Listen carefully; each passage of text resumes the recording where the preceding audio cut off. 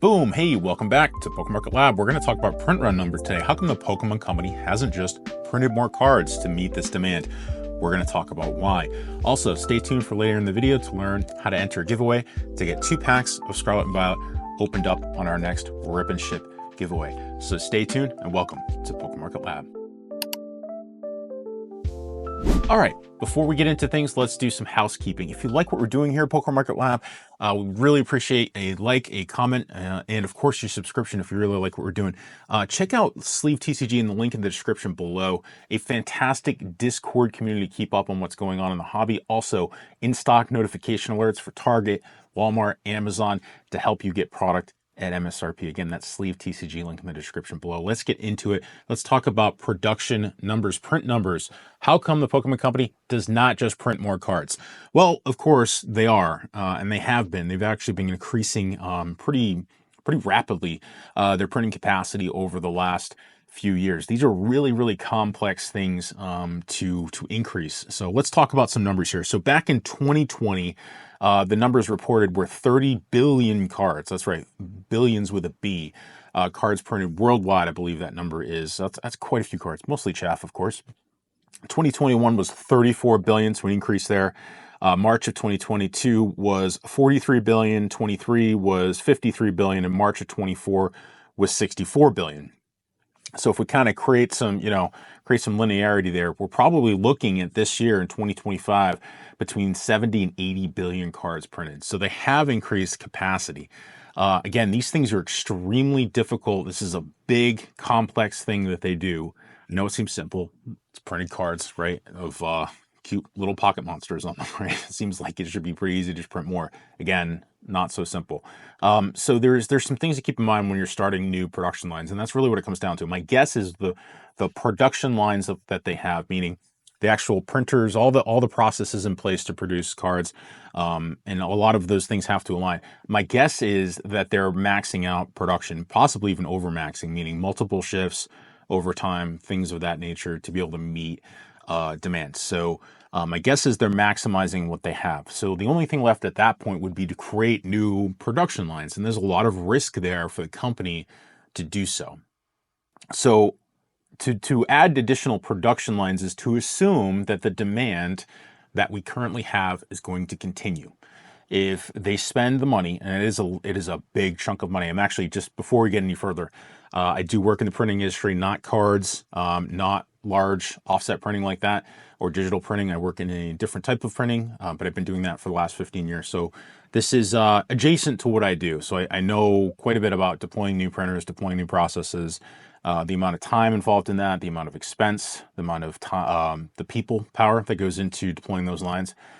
So this is a big, complicated thing to do, and there's a lot of risk involved. So they would have to have some pretty solid guarantees and some solid prediction that the market's going to continue that way to spend what amounts to millions upon millions of dollars to deploy new production lines. When we were talking about deploying new production lines, the equipment that's, the fixed cost things that are there, the depreciation on machines, the additional facilities, right? They probably are maxed on their facilities, the fixed cost of headcount, so on and so forth. All these things are risks that if the market turns and they suddenly don't need that level of production, that they still have to take on that burden for. And there's a lot of debate about what the margins are with Pokemon cards. But suffice to say, I don't think it's as large as people realize. And there's probably an additional video in here that we need to talk about regarding tariffs and how that's going to impact things. There's a lot of risk in putting those production lines out there in terms of the cost that they're going to have to keep up with if the demand wanes. Now, again, the demand has increased in the last 5 years, but to assume it's always going to increase is probably a misguided judgment at this point. So in the future, if there's underutilized capacity, that cost is still there. So that's the big risk in starting additional production lines. And what we're talking about here, they may already be in the process of starting additional production lines. I have no idea. That's not information I'm going to be privy to, or anyone's going to be privy to outside of the company at this point. So they may already have plans in place to do that. But again, my guess is that they're currently maxing out their current production lines, if I had to guess. The other limiting factor is supply chain. So just because they can ramp up the physical production of things, of cards, does not mean that the supply chain that feeds the raw goods to those lines can keep up there as well. One thing I've noticed over time when I'm involved in deploying additional production lines and production capacity is that the quality of the goods when we start to ramp up volume becomes an issue. So the Pokemon in the United States is not seen as good as quality as Japanese, but the quality is still, compared to other card games, is still pretty high. And the concern with raw goods is that if you increase volume even further, do you have to sacrifice? Does the raw goods process and supply chain, can that feed that well enough for the quality to be sustained? And in my experience, sometimes it can't. So that's a consideration as well. There's also retail and distribution limitations, right? Can these big box stores, are they willing to take on additional volume? We've already seen some pushback from some of the big box stores in terms of having to limit things. There's additional things that they're having to do from a manpower and security standpoint to deal with the volume of cards going through and the demand going through those stores with Pokemon cards. Are they willing to increase that? Are they willing to take on more burden there? I mean, obviously there's a sales benefit, but there's that question too. The other thing, the big thing people I think don't give the Pokemon Company credit for is they have to ride that line of, do we overprint to meet demand and then risk collapsing confidence, or do we slightly underprint in order to keep confidence? Remember, the vast majority of Pokemon hobbyists are collectors. There's plenty of players. Obviously, there's a lot of investors. Almost all of the demand for Pokemon comes from the fact that it is a collectible product. If you print it into the ground, it ceases to become a collectible product. So there's a fine line between printing too much and printing just enough and underprinting. And I don't think anyone outside of the Pokemon Company would do any better of a job than they already have. I think to have the IP that they have and to have ridden that line, that knife's edge, and I do believe it's a knife's edge, of printing just enough to meet demand for that long a period of time is pretty incredible. Now, they've not done a perfect job. We're in the midst of not having enough product. And I think people don't give them credit. Like Journey Together, there seems to be ever so slightly just not enough product, right? They could have just done a little bit more. But the other thing too that we don't talk about too, demand is so incredibly hard to predict. Incredibly hard to predict. To be able to, I mean, what can you use from a mathematical and logic standpoint to predict what Journey Together demand is going to look like once the product hits the shelves, once people get their hands on it? There's nothing you can do. You can look at pre-order numbers, but once that product hits the market, price factors into the people's buying decision at the end of the day. And you have no idea what that market price is going to be on release day. It's an almost impossibility to hit it perfectly. I think they did a good job with Journey Together. I can guarantee you, I don't think Destined Rivals is going to be enough product out there.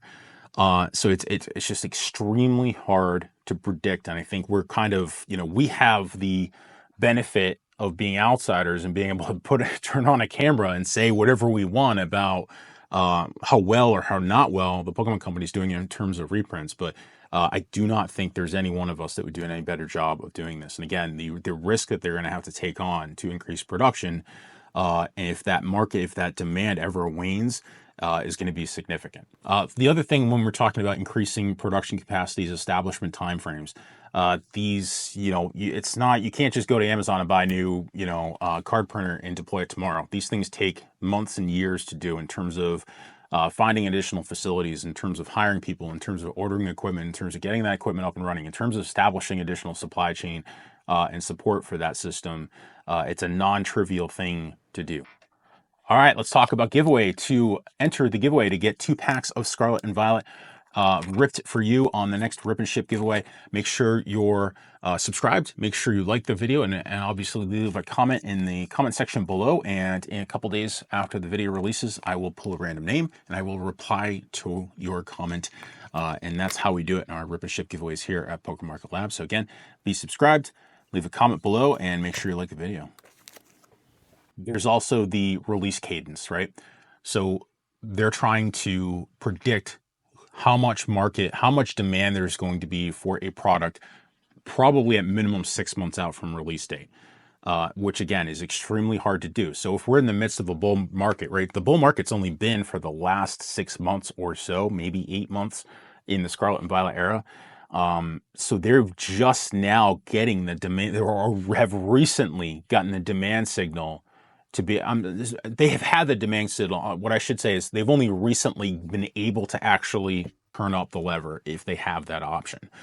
So what if they're maxing out production lines already, then the best they can do is try to hone in on certain products and trying to give a little bit of everything and push it out to the market. So my guess is that's probably why we haven't seen these big, what we have seen for reprints has really not even been, I don't even think we would call it meaningful at this point. They've been pretty small because I just do not think they have that that burst capacity with additional production. It's just not sitting there. That's not how companies run. Companies, the ideal capacity production process for a company is to be, it's just in time production, meaning you just have just enough production to meet the demands of your line and of your customers, and that's extremely hard to predict. This is not something that they do not control the demand side of things, and again, we don't, the risk of committing and expanding capacity risks a large sunk cost if that demand goes away. And that brings us to the end of the video. So again, these things are very complicated. So I think we need to give some pause here and remember that we have the benefit of just being able to comment and say whatever we want about it. But the reality of being able to meet that demand is a complex thing. So it's just pocket monsters printed on cardboard, but delivering billions of them across the globe. And to do that with sets every 2 months, it's pretty massive. It's a pretty massive undertaking. So that's it for today's video. Let me know what you think in the comments section below. And of course, if you really like what we're doing, give us a like, give us a subscribe. We have some membership tiers in the video if you want to support in the channel, if you want to support the channel. And with that, we will see you on the next one. PokeMarketLab out.